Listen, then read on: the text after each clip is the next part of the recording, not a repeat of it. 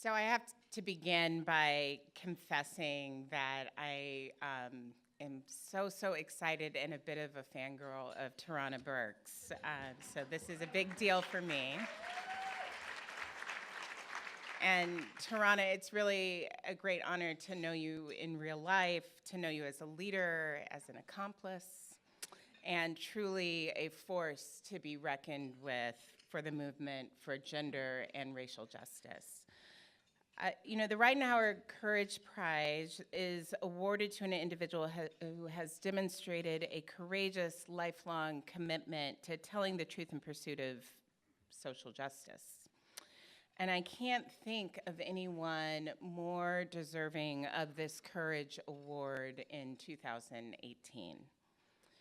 There's no question that you have, in this moment, demonstrated the courage that we all need.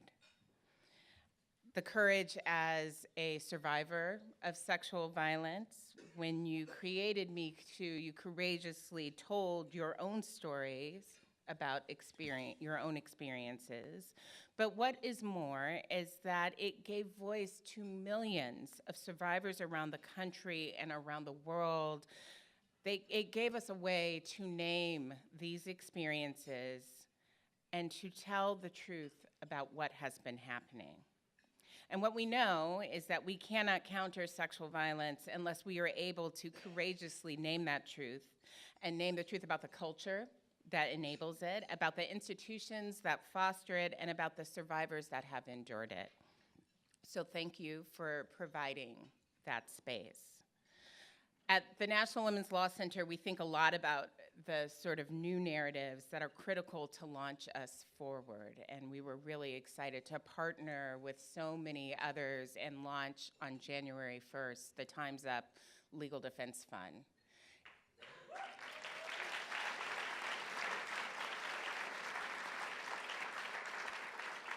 I will just tell you a couple of facts about the Time's Up Legal Defense Fund that I hope will inspire you all, because we have heard from over 2,500 courageous individuals since January 1 who are come forward searching for assistance. They are inspired because Tarana and others have helped people find their voice and begin to share their truth. The other thing I just want to say about Tarana is that as we have been working to launch forward these new narratives, from time to time there have been people, and I've seen this, who have tried to narrow Me Too movement and what it means, who have been trying to sometimes take us off course. And every time that happens, with endless amounts of grace, Tarana, both through her words and actions, brings us back to why we are here. She reminds us that this movement is created by and for survivors, and if we are ever going to get this right, we have to keep them at the center. She reminds us that this movement is dedicated to disrupting the systems that allow sexual violence to flourish, and creating community and healing and joy and support for survivors. And she is challenging all of us to do better, forging a world where survivors, especially those whose experiences are so often not named, are heard, are seen, and are cared for. So it turns out that that is a courageous, a radical, and a revolutionary act.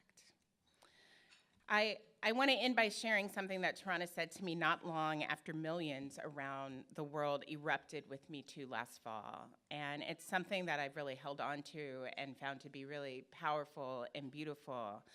We were talking about the origins and future of Me Too very late one night when we begged her to do a Facebook Live at the last minute. And she said to me that Me Too creates a bond between people.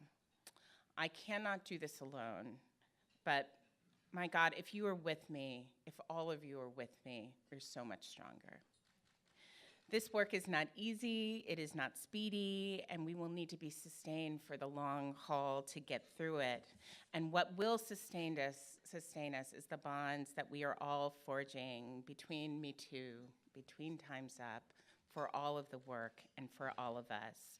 So Tirana, our country will never be the same, and from all of us around the world, thank you. Please welcome Tirana Burke.